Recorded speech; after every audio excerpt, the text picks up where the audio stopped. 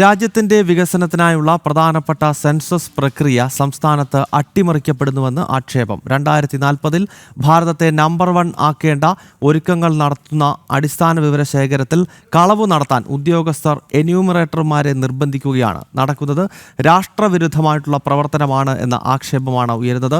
S Shalini വിശദാംശങ്ങൾ നൽകും. ശാലിനി, ഈ സെൻസസുമായി ബന്ധപ്പെട്ടുള്ള കാര്യങ്ങൾ കേരളത്തിൽ അട്ടിമറിക്കപ്പെടുന്നു എന്ന് പറയുന്നതിന്റെ അടിസ്ഥാനം എന്താണ്? ഈ ആക്ഷേപം ആരാണ് മുന്നോട്ട് വെക്കുന്നത്?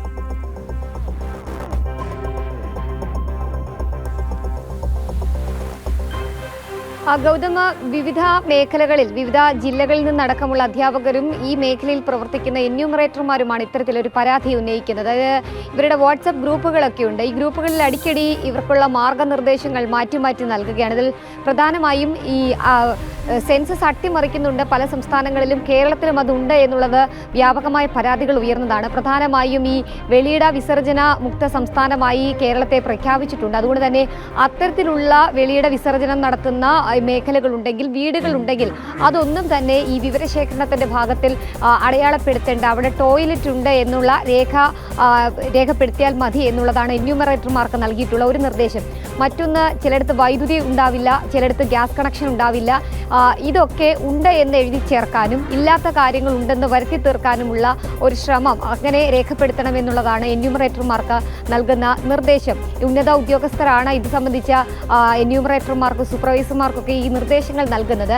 ഈ വ്യാജ രേഖകൾ രേഖപ്പെടുത്തുന്നതോടുകൂടി 2040-41 വർഷമൊക്കെ രാജ്യത്തെ സംബന്ധിച്ചിടത്തോളം വികസനത്തിൻ്റെ കുതിപ്പിലേക്കും രാജ്യമൊരു വികസിത രാജ്യമായി എത്തുന്ന ഒരു സാഹചര്യമുണ്ട്.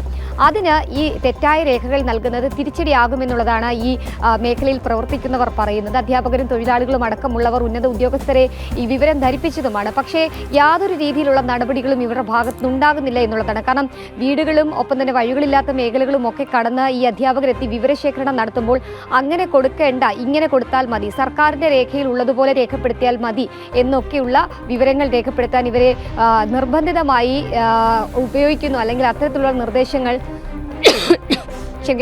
നൽകുന്നുണ്ട് എന്നുള്ളതാണ് ഇവർ പറയുന്നത്. എന്തായാലും ഇതിനെതിരെ വലിയ രീതിയിലുള്ള പരാതികൾ ഉയരുന്നുണ്ട്.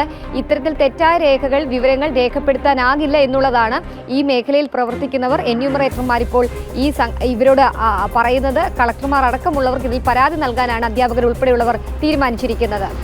ഓക്കെ ശാലിനി, വ്യക്തമാണ്. എന്തായാലും രാജ്യത്തിന്റെ പുരോഗതിയുമായി ബന്ധപ്പെട്ടാണ് സെൻസസ് നടപടികൾ നടക്കാറുള്ളത്. എന്നാൽ ആ സെൻസസിനെ പോലും ഇപ്പോൾ അട്ടിമറിക്കുവാൻ കേരളത്തിൽ ചില ശ്രമങ്ങൾ നടക്കുന്നു എന്ന വളരെ ഞെട്ടിപ്പിക്കുന്നതായ വിവരമാണ് ഈ ഘട്ടത്തിൽ പുറത്തുവരുന്നത്. ശാലിനിയാണ് വിവരങ്ങൾ നൽകിയത്.